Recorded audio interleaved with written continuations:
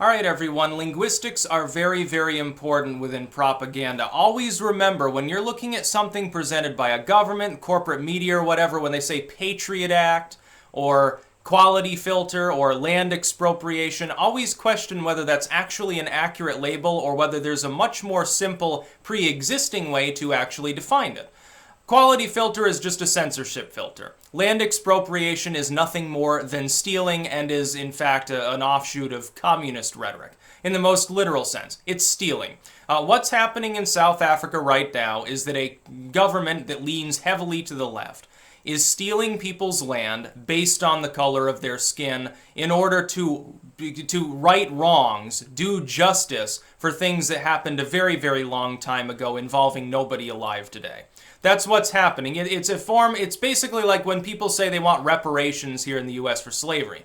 You weren't enslaved, nobody alive today owned you as a slave, they owe you nothing, and what you call reparations is just stealing. It requires a government willing to use lethal force in order to administer such a program. This is what we see in South Africa. Some people, Vox.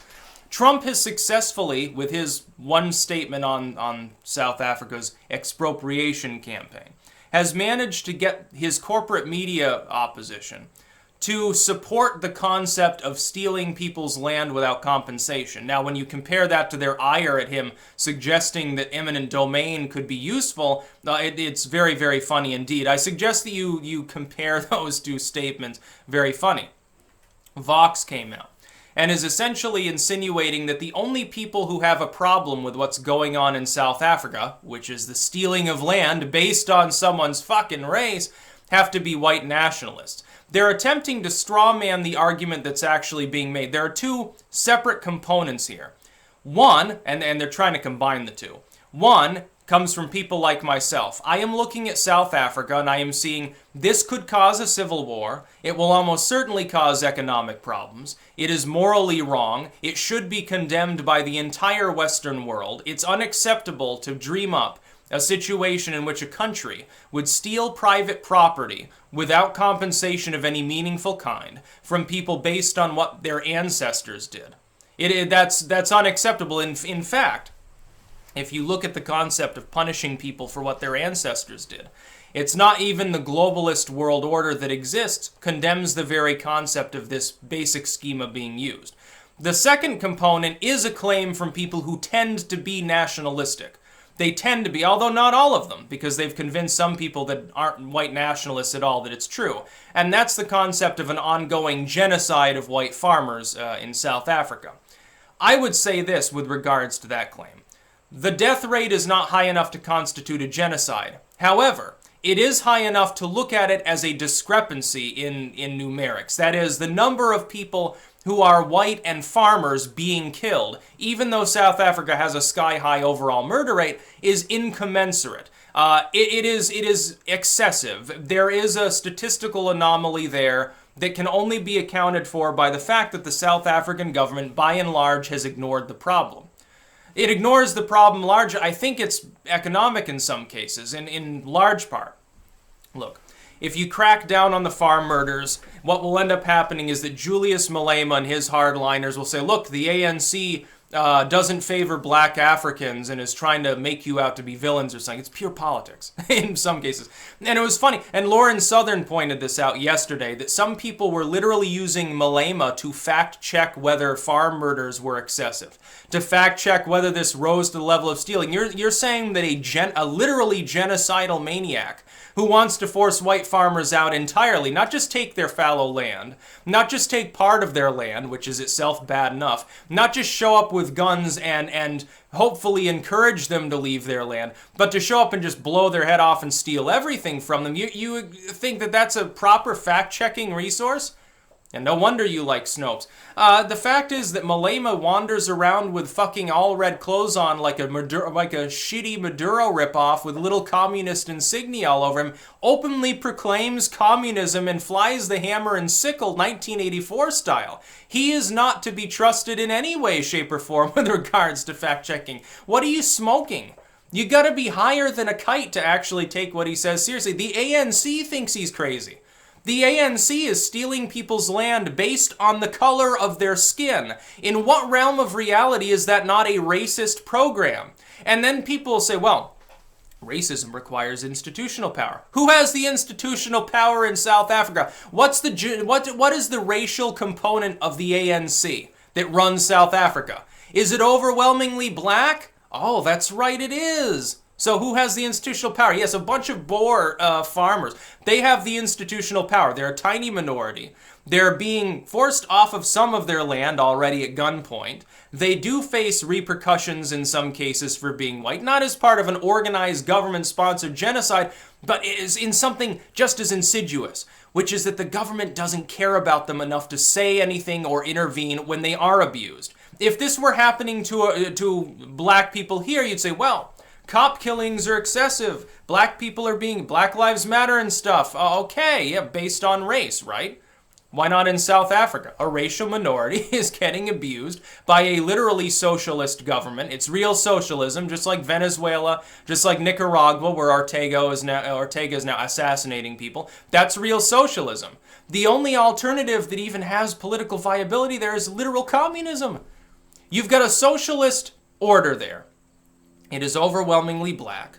It is overwhelmingly run by people who have no problem with the concept of reclaiming, in other words, stealing land based on somebody's ancestry, which tends to overlap. It's going to overlap with their race. The alternative is a group that wants to literally kill those people wholesale and force them out of the country, Mugabe style. Those are the government forces that are active within South Africa to a large extent, to the point at which like some of the Zulu nationalists and stuff are calling them out saying these people are crazy. You know, you're going to fuck up the economy. There was a warning 2 days ago that if expropriation, which is, again, a newspeak term to describe stealing at gunpoint by a violent and illegitimate government, there was a story there and they ran, and this was a mainstream story. Oh yeah, our currency might collapse if this happens. Trust in our stability will tank.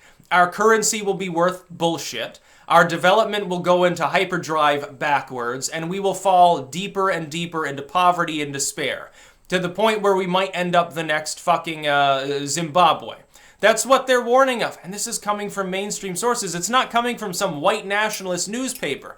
When Vox, do they even have an office in South Africa? Have any of these people even been there? Talked to anyone who's from there? Who isn't like apparently Julius Malema? Yes, he's a very trustworthy individual considering his statements over time about what he would do if he were in charge. The ANC are like, a preschool tea party compared to Malema. He's butcherous. He's like a fucking Pol Pot character, and they're using him to fact check whether people are or are not dying based on their race in South Africa.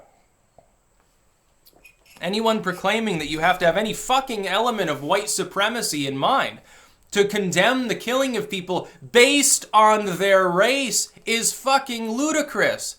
No, I would, when Holt comes out, I didn't even see his tweet because he's got me blocked, but I think Fuentes responded to it, and he's like, oh yeah, haha, you're hilarious.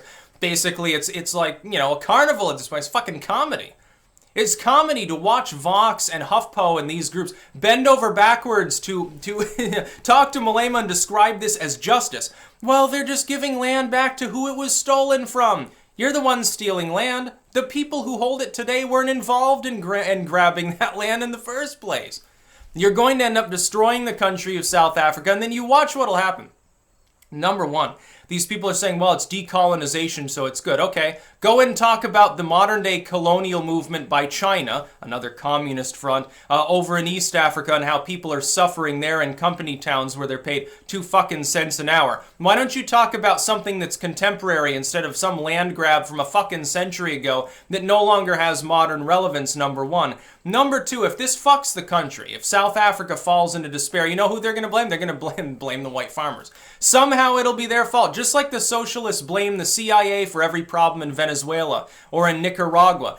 Anytime a government that is run by people that are antagonistic towards westernization, that is abusive and wrong and clearly has shitty ideas and runs itself into the ground, somehow it's the fault of the US or of secret Nazi orders or the far right. Something like that is responsible. Now, I think it'll be the responsibility of the ANC as a political issue, ingratiating itself to voters to stave off Malema's nationalistic movement, ironically, black nationalism after a fashion.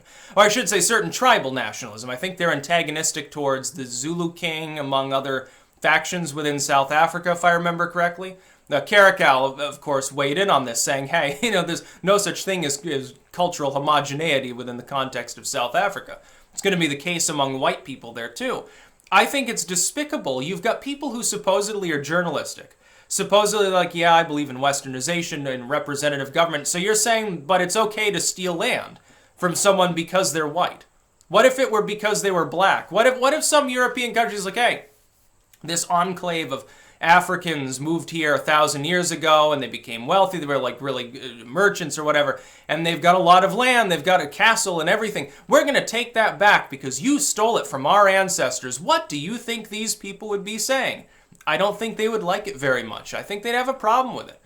Yeah, so when Malema shows up and he's like, yeah, Louis Farrakhan, that evil liberal, he's not hardcore enough for me, basically. He's showing up and saying he wants to kill people to take even more of the land, and like the ANC is being weak. You're using him as a fact checker. Vox is like, oh, Malema says it's not true. Trump is wrong and evil and he must be racist. He's echoing white supremacism. It is now white supremacy to believe that people should not be stolen from based on their race. You heard it first from Vox and the HuffPo and Politico and Slate and all these other wonderful journalistic outlets. Salon and all the others. Wonderful. That's about all. Peace out.